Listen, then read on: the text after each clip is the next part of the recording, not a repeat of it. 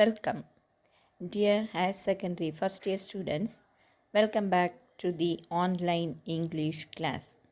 I hope you are safe and doing well by God's grace. Our Lord God says, "My grace is sufficient for you. I will never leave you nor forsake you." So, dear students, don't lose hope. You never know what tomorrow may bring. God has a plan for your life. Once again, I welcome you for the online English class.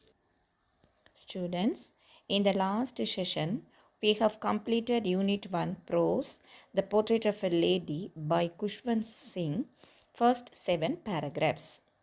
We are going to concentrate the rest of the prose in this session. Before we enter into the lesson, let me ask some questions from the previous session. Question number 1. Where did the author study in his childhood? Answer me. The author studied in the village in his childhood. Number 2. Who accompanied the author to school? What's the answer? Author's grandmother accompanied him to school. Third question. What did the grandmother do inside the temple? Answer. Grandmother read scriptures. Fourth question. Why did the grandmother carry stale chapatis? What's the answer?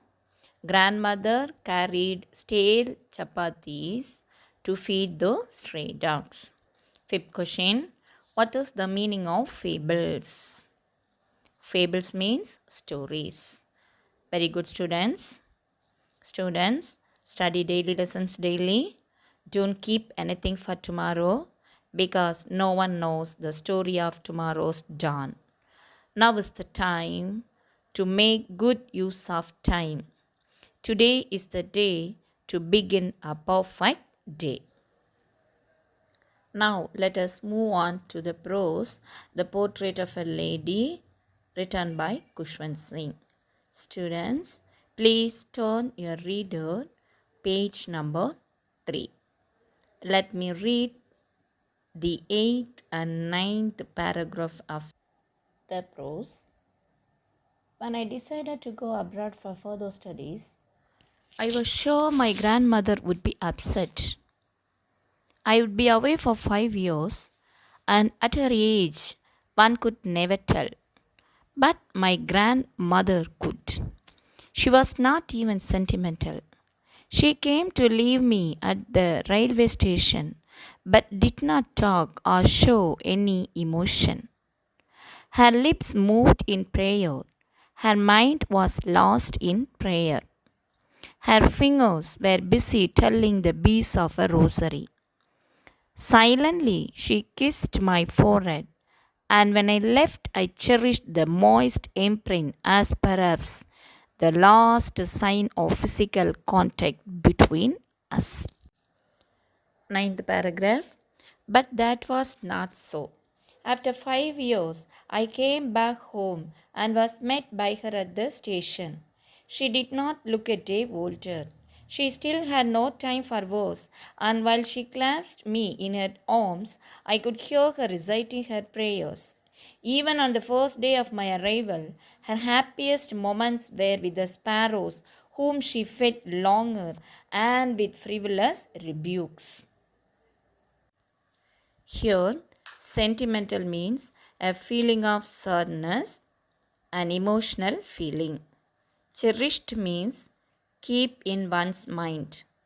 Moist means wet. Clasped means hold tightly. Frivolous means not serious, light-hearted. Rebukes means scoldings.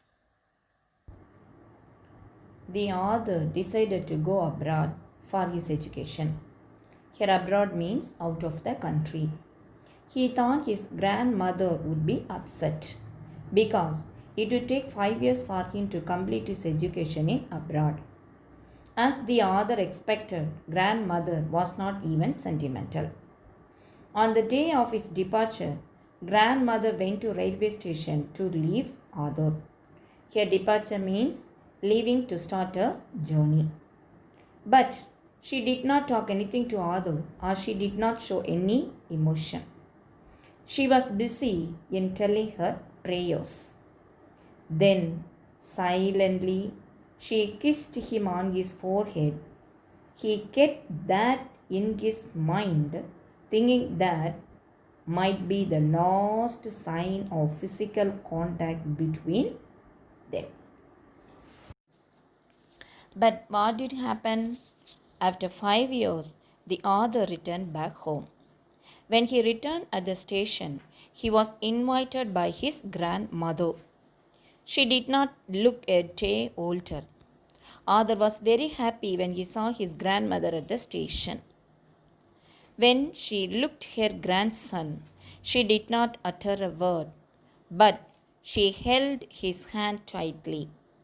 At that time, Arthur only heard her reciting the prayers. Even on the first day of his arrival, she spent her time with the sparrows in the courtyard, feeding them with bits of bread.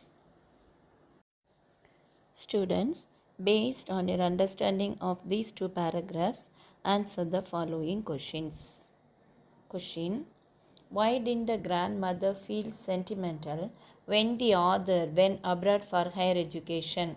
Answer: the grandmother was old, but she believed that she would live to see the author after his completion of studies abroad, so she was not sentimental.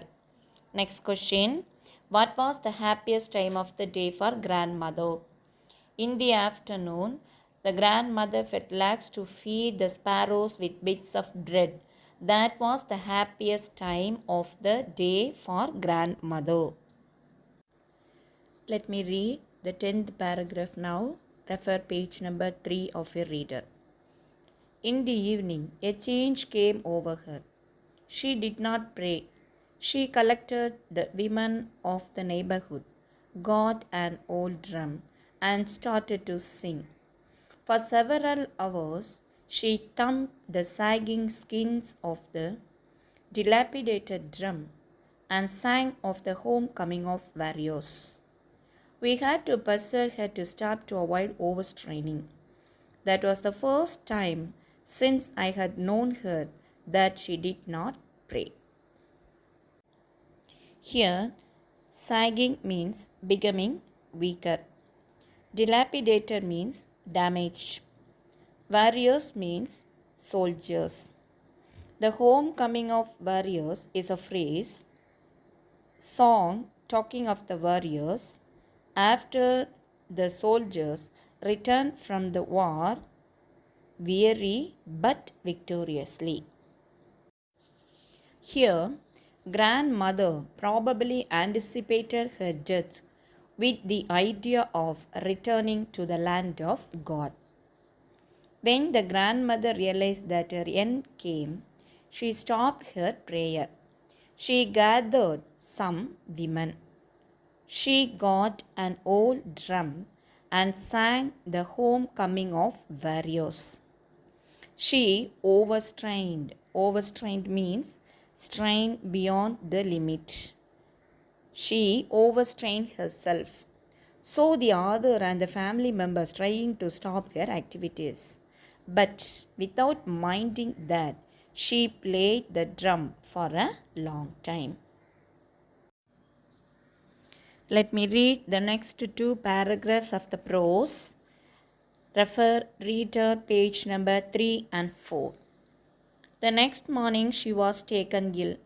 It was a mild fever and the doctor told us that it would go. But my grandmother thought differently. She told us that her end was near. She said that since only a few hours before the close of the last chapter of her life, she omitted to pray. She was not going to waste any more time talking to us. We protested, but she ignored our protests. She lay peacefully in bed, praying and telling her beads. Even before we could suspect, her lips stopped moving, and the rosary fell from her lifeless fingers. A peaceful pallor spread on her face, and we knew that she was dead. Students, here pallor means an unhealthy pale appearance. Next day, she fell ill. The doctor said that it was not serious, but she said that her end was near. She stopped talking and she lay peacefully in her bed praying with the rosary. Before they could realize, she stopped saying her prayer. The rosary fell down from her lifeless fingers. A peaceful, unhealthy, pale appearance spread on her face. Now they came to know that she was dead. The last paragraph of the lesson, page number 4. We lifted her off the bed and, as is customary, laid her on the ground and covered her with a red shroud. After a few hours of mourning, we left her alone to make arrangements for her funeral. In the evening, we went to her room with a crude stretcher to take her to be cremated. The sun was setting and had lit her room and veranda with a blaze of golden light. We stopped halfway in the courtyard. All over the veranda and in her room, right up to where she lay dead and stiff, wrapped in the red shroud, thousands of sparrows sat scattered on the floor. There was no chirruping. We felt sorry for the birds, and my mother fetched some bread for them.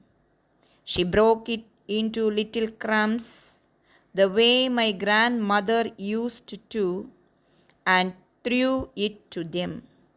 The sparrows took no notice of the bread. When we carried my grandmother's corpse off, they flew away quietly. Next morning, the sweeper swept the breadcrumbs into the dustbin. Here, customary means according to the customs associated with a particular society or traditional. Shroud is a cloth used to wrap a dead person. Mourning is the expression of sorrow for someone's death. Funeral is a ceremony held shortly after a person's death. Cremated means disposed by burning it to ashes. Blaze of golden light. It shows the evening time. There is dark everywhere. Only thing which make their room and veranda bright is golden light. Corpse means dead body. The grandmother was dead. So according to their customary, they lifted her off from her bed and laid her on the floor and covered with a red shroud. They mourned for her for a few hours and they went to make arrangements for her funeral. In the evening, they went to her room with a stretcher to carry her. The sun was setting. They saw hundreds of sparrows were sat scattered from the veranda to the place where she lay dead. Arthur's mother felt sorry for the birds, and she took some broken pieces of bread and threw it on the floor. But the sparrows took no notice of the bread. They did not make any noise also. When they carried her corpse for cremation, All the sparrows flew away from that place quietly without eating any crumbs of bread. The next morning, the sweeper only swept all the bits of bread thrown by the author's mother previous evening for the sparrows and threw it into the dustbin. Based on your understanding of these paragraphs, answer the following question. Question: how did the grandmother spend the last few hours of her life? Answer: when the grandmother realized that her end had come, she started her prayer. She gathered some women. She got an old drum and sang the homecoming of warriors. The next morning she was taken ill. The doctor said that it was not serious, but she said that her end was near. She stopped talking to her people. She lay peacefully in bed, praying and saying her beads. In a short time, she died. Antonyms: moist opposite arid, frivolous opposite serious, omitted opposite included, accept opposite protest, serenity opposite anxiety, scattered opposite gathered, monotonous opposite interesting. Next, let us move on to compound words. Two words put together to make a new word with a new meaning is called as compound word. Here, some examples are given. Students, please copy all these examples in your English notebook. Students, next we are going to learn about affixes. What is an affix? Group of letters attached before and after the root word are called as affixes. Here accept is a root word and we are adding un before the word and able after the word to form a new word called unacceptable. There are two types of affixes are there. One is prefixes and another one is suffixes. What is a prefix? A prefix is a group of letters we add to the front of a word. Prefixes change the meaning or purpose of the word. Here, kind is a root word. We are adding un before the word kind to form a new word unkind. Some more examples are given here for your reference. Students, please go through all the examples and copy these in your English notebook. Next, what is a suffix? It is a group of letters that you can add at the end of the root word and changes its meaning. For example, comfort is a root word. We are adding able along with the root word as suffix to form a new word called comfortable. Adding suffixes to words can change or add to their meaning. Now students, some more examples are given here. Copy all these examples in your English notebook. Next one is derivatives. Derivatives are words that are derived or formed from the base word by adding prefixes and suffixes. Examples: honest is a base word or root word.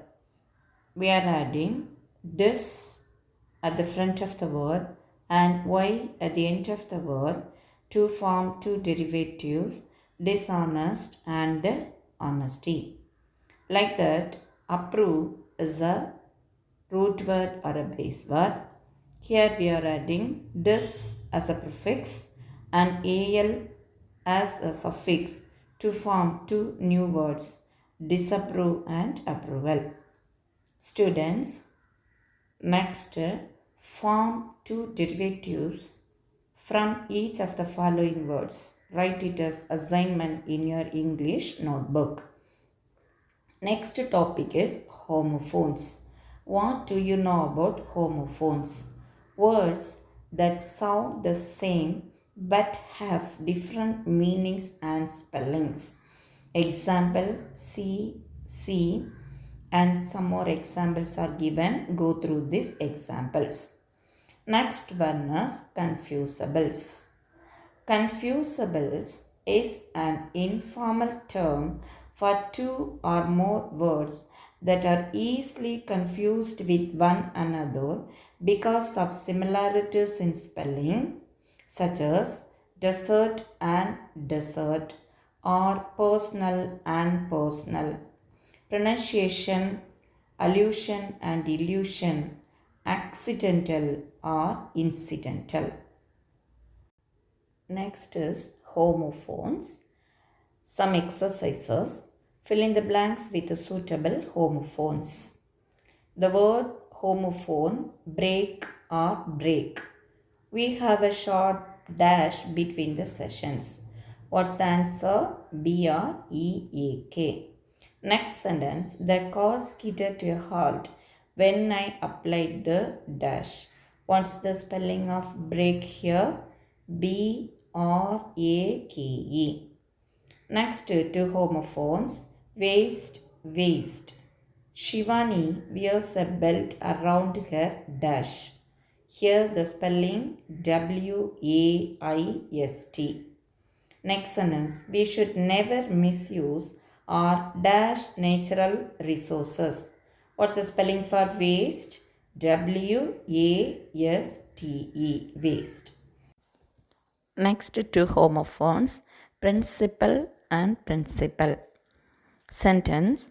Oxygen is the dash element present in the Earth's crust. What is the spelling for principal? P-R-I-N-C-I-P-A-L. Next sentence. Both these machines work on the same dash. What's the spelling for principal? P-R-I-N-C-I-P-L-E. Principal. Next, homophones, bread and bread. Sentence. Turtle should be dash in a healthy environment. What's the spelling for bread? B-R-E-D. Bread. Next sentence. I like to have toasted dash for breakfast. Spelling for bread. B-R-E-A-D. Next, homophones, lesson, lesson. Sentence. This medicine will dash your pain. Spelling for lesson, L-E-S-S-E-N, lesson. Next sentence. Finally, the manager learned a dash the hard way. What's the spelling for lesson? L-E-S-S-O-N, lesson. Next, homophones, pale, pale. Sentence. The child looks very sick and dash. Spelling for pale, P-A-L-E, pale. Next sentence.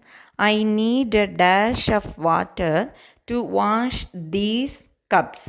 Spelling for pale, P-A-I-L, pale. Next, homophones, through, through. Sentence. Ravi picked the banana peel and dash it in the dustbin. Spelling for through, T-H-R-E-W. Next sentence. The soldiers had to pass dash a dark tunnel. Spelling for through, T-H-R-O-U-G-H. Next, homophones, comps, comps. Sentence. The dash was covered with a shroud. Spelling for comps, C-O-R-P-S-E, comps. Next sentence. A 5-day annual training camp for the senior cadets of National Cadet Dash has been organized. Spelling for corps, C-O-R-P-S, corps. Next is notice. What is a notice? Notice is a formal means of communication. What is its purpose? Notice is used to announce or display information to a specific group of people. This information is made as a notice and to be pinned up on specific display boards, maybe in schools or public places or newspapers. Then, what are the important steps or points to be followed when we write notice? The first one is the name of the organization issuing the notice should be written clearly. Then you should write down the title notice in capital letter. Then catchy heading you should use. Then the date should be mentioned clearly, and then the body of the notice. Finally, writer's sign. Name you should write in capital letter and the designation. What do you know about designation? Maybe principal or headmaster or school people leader. That is the designation you should mention. When you write notice, use passive voice. You should present the notice within a box, and the word limit is only 40 to 50. Your information must be very clear. It should not create any misunderstanding or confusion. It should be attractive. Use bold letters, catchy slogans wherever necessary. No personal pronouns should be used. What do you know about personal pronouns? I, we, he, she, it. They are called as personal pronouns. They should not be used. It should be very short but grammatically correct sentences you have to use. I will give you a question to write notice. Write a notice about the inauguration of a laughter club in your school. Students, refer your reader page number 18 to write down the answer for this question and write this notice in your English notebook. Now, let's move on to message. What is a message? A message is a short piece of informal writing written to communicate something very important or to give instructions regarding some urgent work. A message is a verbal, written, or recorded communication sent to or left for a recipient who cannot be contacted directly. Dear students, as already I have informed you, maintain a neat English notebook. Use one-leaf fountain pen to write in your English notebook. Handwriting should be very neat and legible. In this prose 1, The Portrait of a Lady by Kushwant Singh, you should write in your notebook synonyms. Answer the following questions in 1 or 2 sentences. Answer the following questions in 3 or 4 sentences. Antonyms, compound words, derivatives, notice writing, and message. Students, once the school reopens, we will look over your notebook and you will be rewarded with internal marks. Students, start where you are. Use what you have. Do what you can. Just do the best you can. No one can do more than that. A little progress each day adds up to big results. So, dear students, work hard, be creative, believe in yourself, and be confident. Believe in yourself and be prepared to work hard. When you work hard, good things happen. God is making things happen for you, even when you don't see it, feel it, and not evident. God is working on your prayers. Pray, then let it go. Don't try and manipulate or force the outcome. Just trust God to open the right doors at the right time. Students, may God bless you abundantly with His love, His grace, and His peace. Thank you.